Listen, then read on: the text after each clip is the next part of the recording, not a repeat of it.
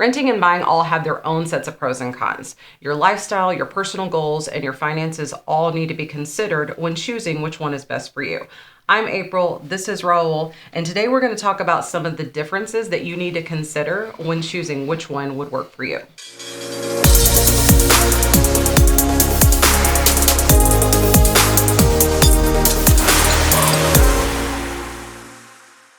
So in the case for renting, we're going to start with that one. Okay. What would you say are the advantages of renting a home? So there's a lot of advantages, right? Number one, if you're new to San Antonio, where do I want to live, right? You want to make sure that you like that part of town. You don't want to buy a house and you realize that, wait, I don't have all the amenities I was hoping for.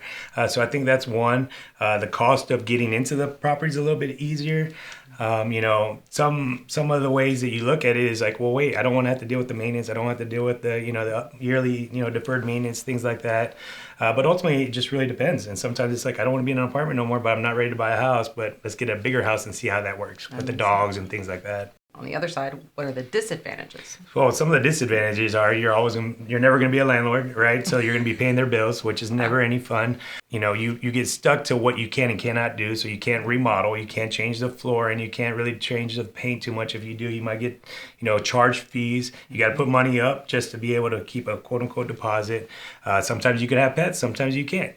There's just a lot of things that kind of, restrain you a little bit. But I mean, there's pros and cons either way. Absolutely. So what are some of the questions that you would make sure somebody should ask themselves before they decide whether to rent or buy? Well, I think in the grand scheme of things, it's a matter of what you want to do, right? If you know that you're just got out of college and you're ready to make something happen, maybe renting would be the right way to go because you don't know what route you're going to go. You don't know if you're going to be on this side of town or if you're going to be in another city.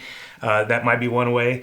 Or are we settling down or are you going to start a family? What does our 1, 2, 5 year goals look like? And then try to mitigate it down. And then obviously budgets. We always talk about budgets, what's feasible today versus what's feasible tomorrow. And after we kind of solidify all that, we're able to figure out exactly what would be best for them. Definitely. So what advice would you give to a renter who is eventually wanting to purchase a home? Yeah, so that's the question we probably get all the time because, when you're renting, you're paying somebody else's bill. There's a saying right now that says, with the interest rates being where it is, marry the house, date the rate, but definitely divorce the landlord. Why? Because you're never going to get any equity out of it. So with that being said, it's one of those things that you always want to have an exit strategy. Sometimes it's not feasible today, but you always want to see how do I get into that house because that's probably going to be everyone's, if you look at a micro, macro level, that's everyone's biggest investment. And it just, with appreciations, with what happens in the market, it's a safe play. Owning real estate's really good, but it's not for everybody. And sometimes it just takes the right guidelines to get you to where you need to be because a lot of people don't even know they could qualify without actually scratching the surface. Makes sense. What about buying a home? What are the advantages of buying a home? Well, number one, every payment you make, you're going to get a little bit of principal back, which is nice. You get appreciated, returns, basically saying that your property is going up in value. Typically, we're about a 6% yield year over year for property going up in values. Last year, there were some neighborhoods that had 20 to 26%, which is really good in the crazy market that we had. But now that things are starting to level off, it's still a safer play. If you look at the stock market and you look at how much your 401ks are earning, sometimes you're not earning the 5, 6, 8, 10%. So real estate is still consistently generating that solid return. But then you're able to do things to the house. You could grow your family. You could modify your living quarters in the backyard, do a lot of improvements.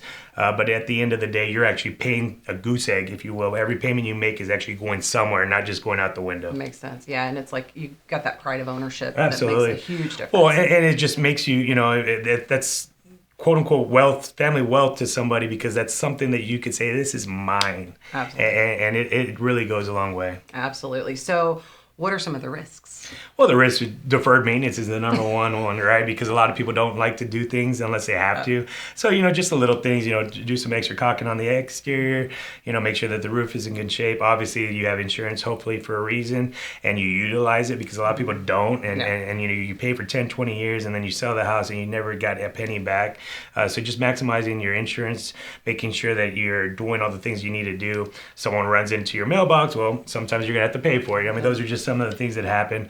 But the risk and reward is definitely in the reward factor. Yeah. So is it true that buying is cheaper than renting in the long run?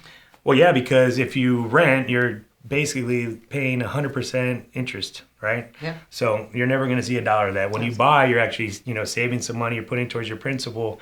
So 100% of the time you're going to lose when you rent. There's just no other way around it. Yeah.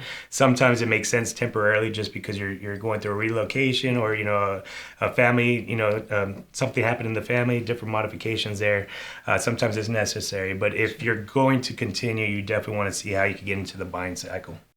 Only you know whether or not your situation is best suited for renting or owning a home. We hope this information that we gave you today helps you make your decision. Absolutely. Lots of pros and cons. We're here to help. So if you have any questions, call us. We'll put it down on paper and figure out a solution for you and your family. Have a blessed day, and we'll talk to y'all soon.